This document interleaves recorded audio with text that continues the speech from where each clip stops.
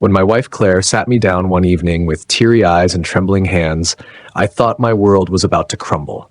Instead, she whispered the words every husband longs to hear. I'm pregnant. For a moment, time froze. My chest swelled with joy, my vision blurred with tears, and I wrapped her in my arms like she was the most fragile treasure on earth.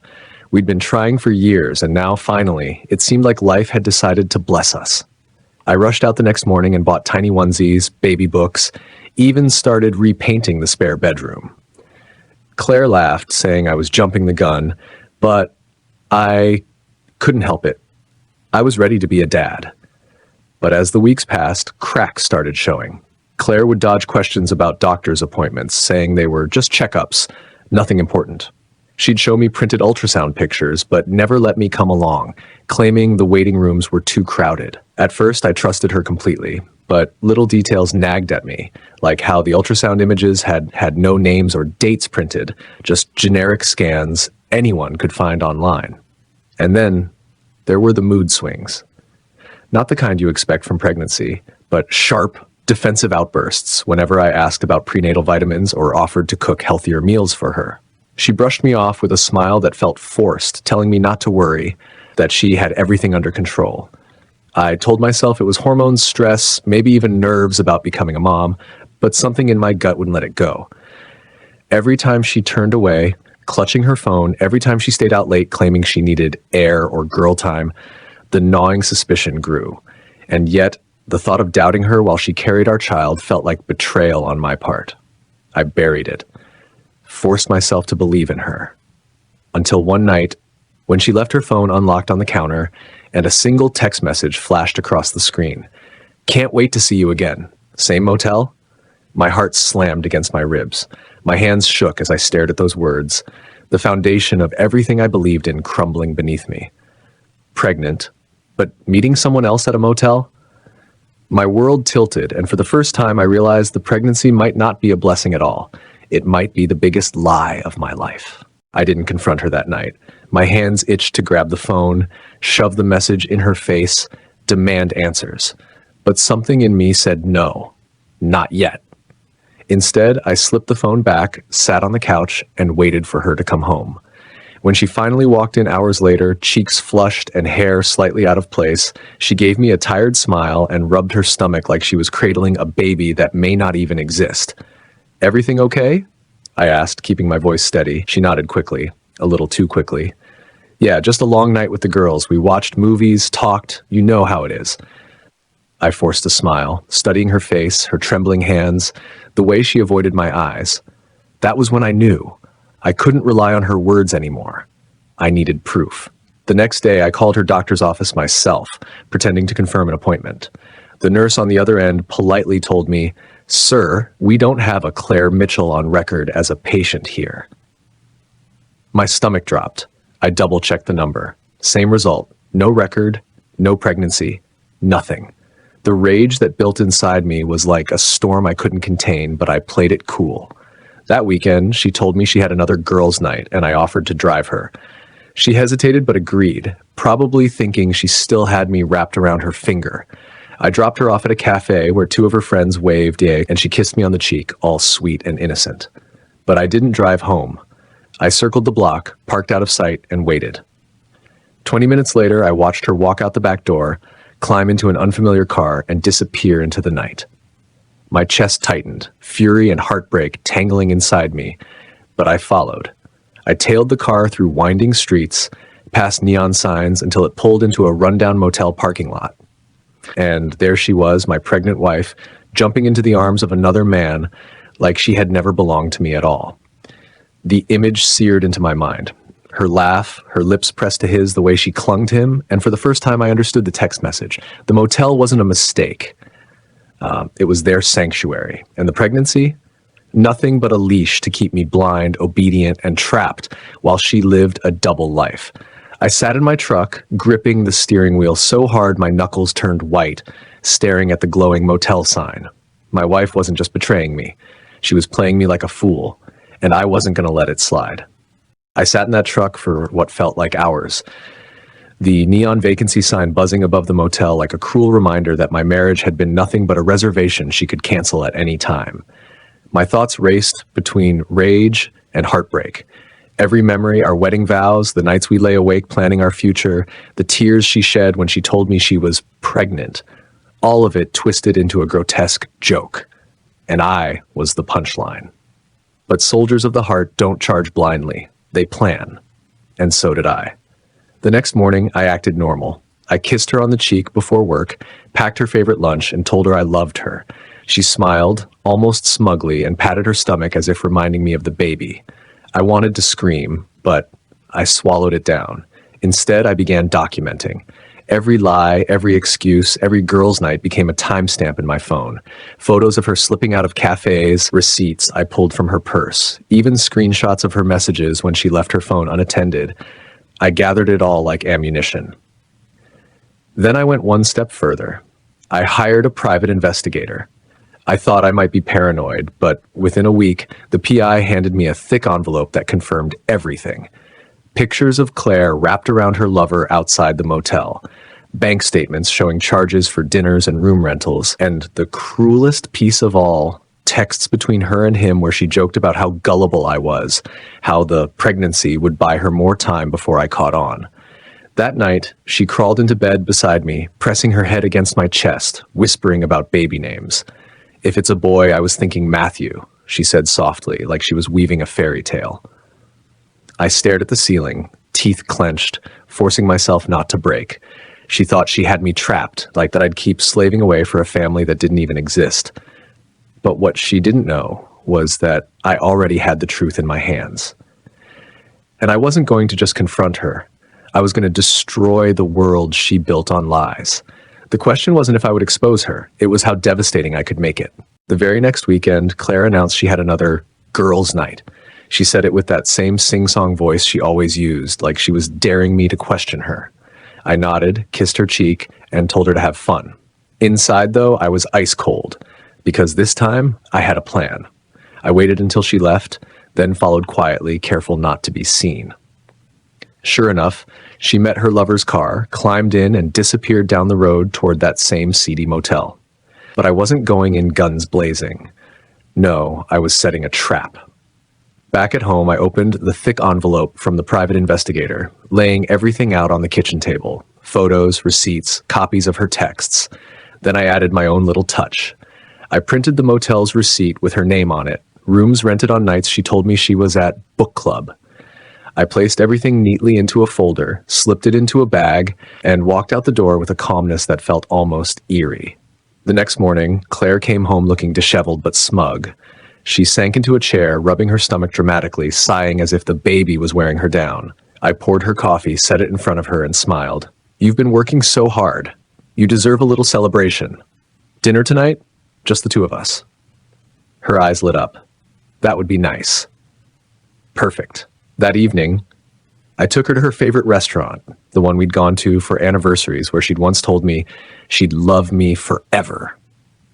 We ordered wine, steaks, dessert. She leaned across the table, holding my hand, whispering about how excited she was for our future, how the baby was going to complete us. And then, right when the waiter brought the check, I slid the folder across the table. Her smile faltered. Her hand froze. Slowly, she opened it, and the color drained from her face as she saw the photos, the texts, the receipts, page after page, undeniable proof of her betrayal. Finally, she looked up, eyes wide, mouth trembling. "Daniel, I can explain." I leaned in close, my voice low and steady. "No, Claire, you can't, because every word out of your mouth has been a lie. You lied about where you were, you lied about him, and worst of all, you lied about our child." Her fork clattered against the plate. Heads turned at nearby tables.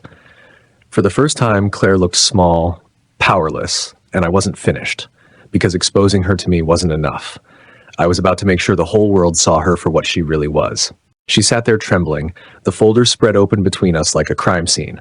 Her lips quivered as she tried to form words, but every excuse she might have rehearsed died on her tongue the moment she saw the rage in my eyes. "Daniel, please," she whispered, clutching my wrist. "It wasn't what it looked like. I was scared. I didn't know how to tell you." I yanked my hand away. "Didn't know how to tell me what? That the baby doesn't exist? That you've been screwing some motel rat while I worked myself into the ground for you?" Her eyes darted around the room. People were staring now, forks paused halfway to their mouths, wine glasses frozen in midair. Claire's perfect little image was unraveling in front of strangers, and she knew it. She leaned in, her voice trembling. "Please, can we not do this here?" "Oh no," I said coldly, pushing the folder closer to her. "Here is exactly where we're doing this, because you paraded around like the perfect wife, the glowing mother-to-be, and all the while you were laughing behind my back. Tell me, Claire, when you picked baby names, was it with me or with him?" Her cheeks flushed crimson, and tears welled in her eyes. She shoved the folder shut, but it was too late. The couple at the next table had already seen the photos peeking out. Whispers rippled through the restaurant. I leaned back in my chair, my voice calm but laced with venom. "You thought you trapped me. You thought dangling a fake pregnancy would keep me from asking questions. But you made one mistake." I paused, letting her squirm. "You underestimated me." She grabbed her purse and bolted, nearly tripping over a chair as she rushed for the exit, tears streaking her face. I didn't follow. I didn't need to. The damage was done. She could run from the restaurant, from the whispers, from the stares, but she couldn't run from the truth anymore. That night, as I packed her things into garbage bags and set them by the front door, I felt something I hadn't felt in months. Relief. Not because the marriage was ending, but because I had finally torn the mask off the woman who thought she could play me for a fool. But little did Claire know, I wasn't finished. What came next would shatter her life far more than a public humiliation over dinner. I was about to take away everything she thought she'd secured. The next morning, Claire returned to the house like a thief, hoping I'd be gone. But I was waiting for her, sitting in the living room with the folder open on the coffee table. Her makeup was smeared, her eyes swollen from crying, but she still tried to wear that fake confidence she always relied on. "Daniel," she began softly, "we can fix this. I'll stop seeing him. We can go to therapy, start over. I swear I'll make it right." I laughed, a bitter, humorless sound. "Start over? You built our marriage on ashes. There's nothing left to fix." Her jaw trembled. She tried again. "But the baby." "Stop." I cut her off, slamming the folder shut. "There is no baby. I called your doctor's office. You've been lying to me since day one." Her face went pale, the last card she had just ripped from her hands. She collapsed into the chair across from me, sobbing. But I didn't move to comfort her. I just watched. Finally, when her sobs subsided, I leaned forward. "You want to know what happens now? You're going to pack your bags, and you're going to leave this house, because you've already taken too much from me, and I'm not letting you take one more thing." She shook her head violently. "No, you can't just throw me out. What will people say? Where will I go?" I smirked. "You should have thought of that before you spent our money on motel rooms. And don't worry about people. They'll know the truth soon enough." Her head snapped up. "What do you mean?" I stood towering over her, my voice cold and steady. "I've got the texts, the photos, the receipts. You didn't just betray me, Claire. You humiliated me, and I'm going to return the favor. Everyone you lied to, your family, your friends, your coworkers, they're all going to see the real you." Her eyes widened with horror. "Daniel, please, don't." But it was too late. I'd already hit send. On my phone, a message with the entire folder attached shot out to every contact in her circle. Within minutes, Claire's phone started buzzing violently with calls and texts. She scrambled to silence it, tears streaking her cheeks, begging me to undo it. But there was no undoing this. The mask was gone. The world was about to see the woman she really was. And for the first time since her lies began, I felt free. The fallout hit faster than even I expected. Within an hour, Claire's mother was at the door, pounding her fist against the wood, shouting her daughter's name.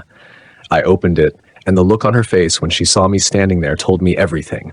She'd read the messages, the photos, the proof. "You mean to tell me," her mother hissed, voice sharp with fury, "that my daughter has been lying about carrying your child while sneaking around with some stranger in motels?" Claire stumbled into the foyer, mascara streaked, eyes wide and bloodshot. "Mom, it's not what it looks like." Her mother's hand shot out, silencing her. "Not what it looks like? There are receipts with your name on them, Claire. You paraded a fake grandchild in front of us? Do you have any idea what that did to me? To your father?" Claire collapsed into sobs, but her mother wasn't moved. She turned to me instead, her face softening with something that looked like sorrow. "I'm sorry you went through this, Daniel, truly." Then, without another word, she spun on her heel and stormed out, leaving her daughter standing in the wreckage she created. The phone kept buzzing, friends, coworkers, even her boss. Word spread like wildfire. The perfect image Claire had crafted, the angelic wife with the glowing pregnancy, was gone. In its place was a cautionary tale, a woman so desperate to cling to a lie that she'd invent a child that never existed. I watched her sink to the floor, clutching her head in her hands, gasping between sobs. "You've ruined me," she cried. I crouched down, my voice low but steady. "No, Claire, you ruined yourself. All I did was make sure no one else gets fooled like I was." She glared up at me, her eyes burning with anger through the tears. "You think you've won? You'll regret this, Daniel. You'll regret everything." But her threats rolled off me like water, because deep down, I knew something she hadn't realized yet. This wasn't the end of her downfall. It was just the beginning. And when it came to destroying the house of cards she built, I wasn't even close to finished. The days that followed were a slow-motion train wreck for Claire. Every lie she had woven unraveled in public view. Friends stopped calling. Her boss placed her on indefinite leave after clients complained they couldn't trust her. Even the lover she'd risked everything for began to ghost her. Text replies grew shorter, calls unanswered. It was like watching a gambler lose her last chips and then realize no one at the table would lend her another dime. Meanwhile, I stayed calm. At work, my coworkers pulled me aside, shaking their heads with pity and respect. "Man, I don't know how you held it together," one said. "Most guys would have lost it." I only smiled, because what they didn't know was that holding it together was my greatest revenge. One night, I came home to find Claire waiting on the porch, rain soaking her hair and clothes. She looked desperate, a shadow of the woman who once strutted through life like she owned it. "Daniel," she pleaded, her voice breaking, "please let me explain. He meant nothing. I was scared you'd leave me, and I thought if I gave you a baby, you'd stay." Her words were knives, but I didn't flinch. "You thought lying about a child would keep me? Claire, I would have given you everything, but you gave me nothing but betrayal." She stepped closer, clutching my arm, her eyes wild. "We can fix this. We can adopt. We can move somewhere new. Just, please, don't let this be the end." I pulled free from her grasp, my voice steady but ice cold. "The end already came the night you chose someone else over me. This," I gestured at the soaked, broken woman before me, "this is just the aftermath." Her face twisted, a mix of anguish and rage. "You'll regret this," she whispered again, her voice like a curse in the storm. But the truth was, regret was the one thing I didn't feel. I had loved her, trusted her, built a life for her, and she had set it all on fire. Now, I wasn't just walking away from the flames. I was making sure she was left to choke on the smoke. Claire's spiral only deepened as the weeks dragged on. Word of her lies spread faster than wildfire in a small town. Her friends unfollowed her on social media, her boss quietly cut her loose, and even her family, those who once doted on her every word, barely answered her calls. Every time she walked into the grocery store or the local cafe, people whispered. Mothers pulled their children closer. Neighbors avoided her eyes. The golden girl who once strutted around with pride was now the scandal everyone pointed at. I should have felt pity. But every time I remembered her holding her stomach, faking morning sickness, cooing about baby names while sneaking off to a motel with him, I felt nothing but cold satisfaction. Then came the twist I didn't expect. One night, there was a knock at my door. I opened it to find a man standing there, drenched in sweat, his face twisted with shame. It was him, the lover. "I need to talk to you," he said, his voice shaky. I crossed my arms, glaring at him. "You've got 5 seconds. He swallowed hard. "Look, I didn't know she told you she was pregnant. She said you two were practically over, that you didn't want kids. That's why she..." He trailed off, staring at the ground. "She lied to me, too." For a moment, I just stared. The audacity of him standing here, the man who wrecked my marriage, trying to play the victim. But then, strangely, it all made sense. Claire had spun her web so carefully, trapping not just me, but him too. He looked like a man who just realized the spider had bitten him. "Do yourself a favor," I said finally, my voice flat. "Stay away from me. And if you've got any brains left, stay away from her too." He nodded quickly, and left without another word, his shoulders sagging as he disappeared into the night. As I shut the door, a bitter smile crept across my face. Claire wasn't just losing me, she was losing everyone, and soon, when the last bridge burned, she'd have no one left to blame but herself. The final collapse came on a cold Sunday morning. I was sitting on the porch, coffee steaming in my hand, when Claire's car screeched into the driveway. She stumbled out, hair tangled, eyes red, clothes wrinkled, like she hadn't slept in days. She looked less like the woman I'd married and more like a ghost dragged back from the grave. "Daniel, please," she cried, falling to her knees on the wet pavement.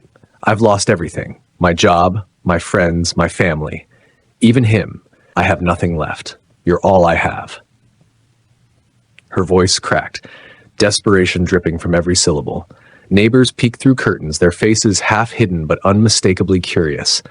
The once proud woman who flaunted a fake pregnancy and double life was now sobbing in front of an audience, begging for scraps of the life she'd destroyed.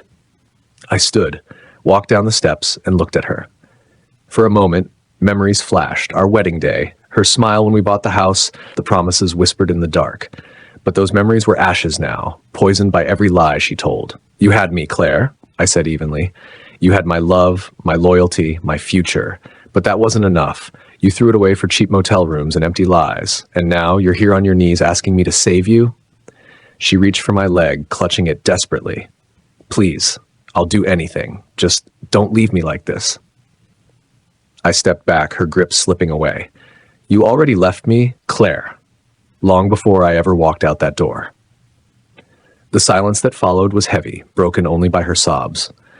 Then, without another word, I turned, walked back inside, and closed the door. From the window, I watched as she stayed there on the pavement for nearly an hour, rocking, crying, begging for a miracle that would never come. Eventually, she dragged herself back into her car and drove away, disappearing down the street like a shadow finally fading with the morning sun. And as I sipped the last of my coffee, I realized something. I wasn't the one broken anymore. She was. I had survived the betrayal, the lies, the humiliation. But her? She would spend the rest of her life haunted by the truth, by the knowledge that she had destroyed everything with her own hands. And for me, that was the sweetest revenge of all.